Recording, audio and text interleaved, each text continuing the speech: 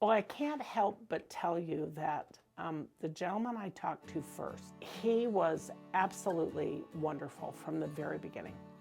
He was attentive. He called me and texted me and called me, and he wasn't bugging me because I'd already decided to come in, but he just kept reassuring me. This is the number. I need to remind you. How can we help you get there?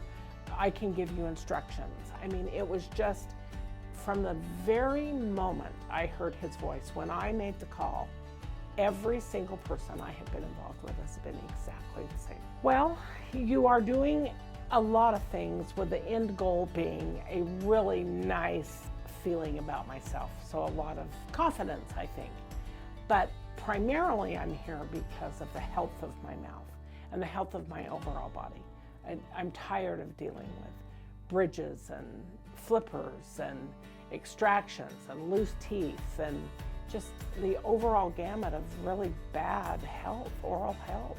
And the end of the day, it's gonna also be beautiful. So that's really a super win-win. In all seriousness, about when I was 8 years old. It's been a lifetime. I guess I wasn't born with what they call good teeth. I don't remember having bad dental hygiene practices at home. My mom encouraged us with dental hygiene and everything, but I had cavities in my front teeth and between my teeth and a lot of extractions. My wisdom teeth came in and took the place of my molars. All through my life, it's just been toothache after toothache after toothache. So a lot of extraction and a lot of discoloring and a lot of, the gum showing, and then you go into the crowns and you have all of the black outlines, and it's just constantly being worried about your mouth, worried about not only just the way you feel, but the way you look. So it's very interesting to know that when you're eating dinner, you have this flipper that continually goes up and down, up and down, up and down, and you learn to live with that. But it's never a good thing. Actually, 5 years ago, I talked to my dentist about dental implants, and they removed 4 of my I guess you could see that where the teeth were being removed. And we were going to do dental implants in just those 4 places at that time. But I got the flipper, and because it was so much better and looked so much better than anything I had had before, that I said, I can deal with this. So I let them do the extractions. That was the end of that. I never went back. But here I am 5 years later. I'm no longer needed as a caregiver.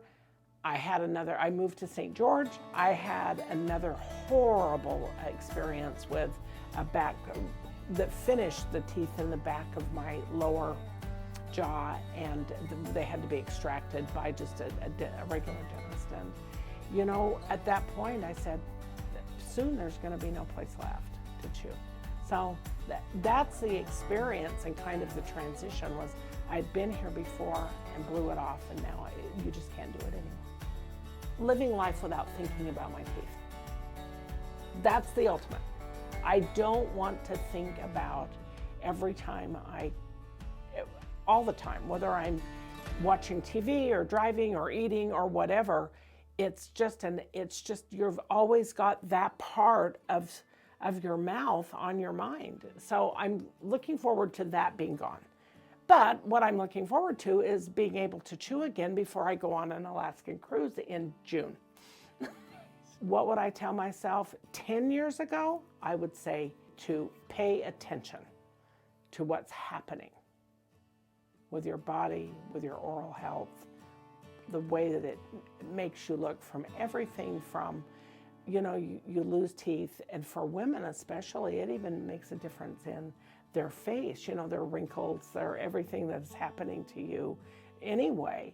But you should have investigated this 10 years ago, because it would have been over.